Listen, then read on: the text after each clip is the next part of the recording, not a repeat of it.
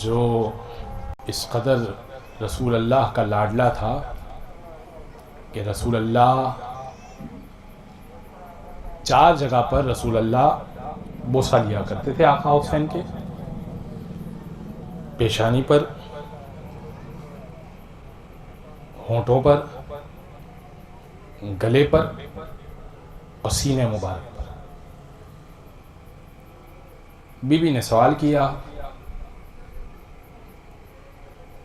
بابا میرے بچے کے 4 جگہ پر بوسے کیوں لیتے ہیں؟ فرمایا پیشانی پہ اس لیے لیتا ہوں کہ اس پیشانی پہ جب تیر لگے گا نا تو حسین گھوڑے پہ سنبھل نہیں پائیں گے۔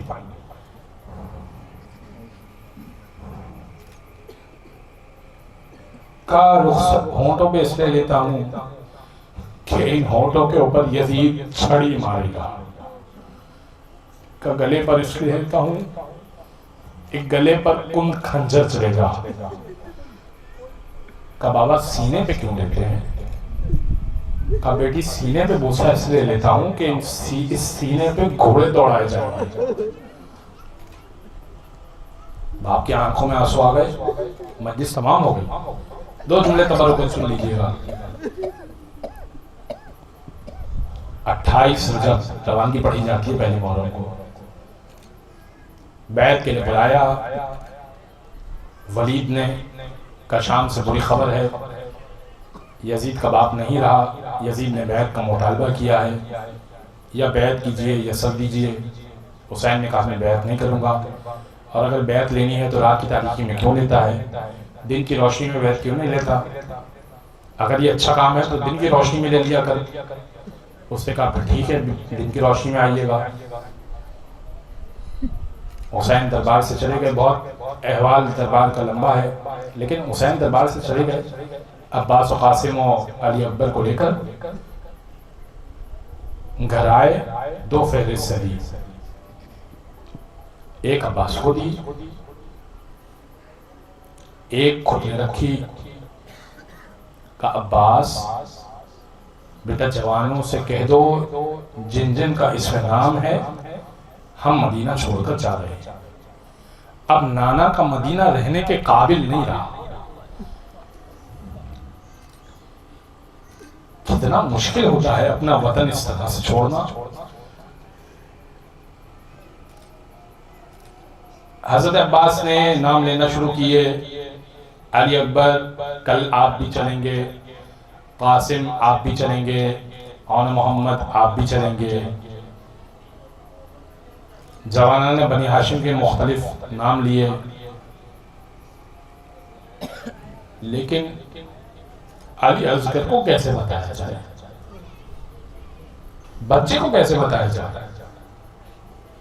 بچہ صغرا کی جناب صغرا کے آغوش میں تھا۔ حضرت عباس نے جناب صغرا سے کہا صغرا بیٹی اس بچے کا بھی نام ہے۔ امام حسین رخصت ہونے کے لیے رسول اللہ کی قبر پر چلے گئے، مسجد نبوی میں رسول اللہ کی قبر پر چلے گئے۔ اتنا روئے کہ بے ہوش ہو گئے۔ خواب میں رسول اللہ کو دیکھا، رسول اللہ نے اپنے گلے سے لگایا، فرمانے لگے بچے کیوں روتے ہو؟ کہ نانا یہ قوم رہنے نہیں دے رہی۔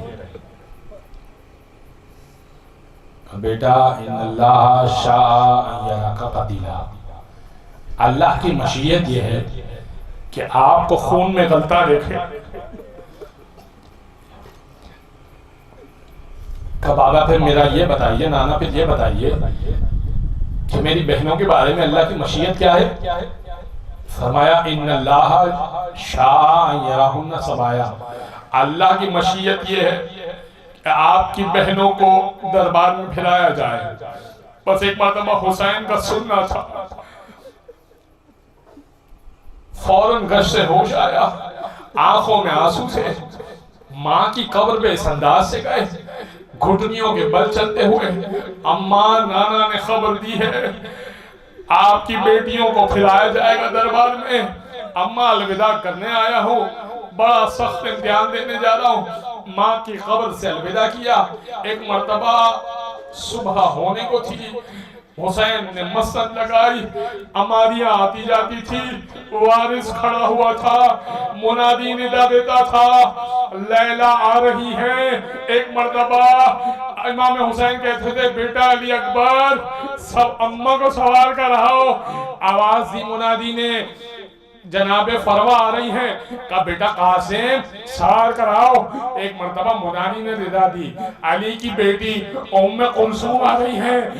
ایک مرتبہ عباس آگے بڑھے، آئیے میں سوار کراتا ہوں، آقا زادی میں سوار کراتا ہوں. اور اب جب منادی نے ندا دی علی کی بیٹی زینب آ رہی ہیں، ایک طرف سے حسین بڑھے، ایک طرف سے علی اکبر بڑھے، ایک طرف سے قاسم بڑھے. آنا محمد میر انیس سے جملہ کہا حاضر در دولت پہ تھے سب یاور و انصار، کوئی تو کمر باندھ رہا تھا کوئی ہتھیار، حودت بھی کسے جاتے تھے محمل بھی تھے تیار، چلاتے تھے درباں کوئی آئے نہ خبردار، فرزند کمر بستہ چپ و راز کھڑے تھے. ہاں اونا محمد بھی کھڑے تھے نا، اماں کو ہم سوار کرائیں گے. نالین اٹھانے کو عباس کھڑے تھے، عباس نالین اٹھانے کو کھڑے تھے. ایک مرتبہ جناب زینب نے کہا، جیسے ہی مولا امام حسین نے کہا نا بیٹا علی اکبر پھوپھی کو سوار کراؤ، اپنے گھٹنے کو زمین پر رکھو، ہاتھ دو اور ایک مرتبہ محمل میں سوار کراؤ. کہا نہیں آقا حسین بھیا حسین میں علی اکبر سے سوار نہیں ہوں گی. کہا قاسم سوار کروا دے. کہا نہیں قاسم سے سوار نہیں ہوگی. کہا عباس سوار کروا دے. کہا نہیں مجھ سے سوار نہیں ہوگی. کہا کہیے تو میں سوار کروا دوں. کہا نہیں آپ سے سوار نہیں ہوگی. کہا کہیے پھر کون سوار کروائے. کہا حسین مجھے وہ سوار کروائے جو شام غریبہ میں واپسی میں سوار کروائے گا. کہا سید سجاد آئیے گا پھوپھی کو سوار کروائیے.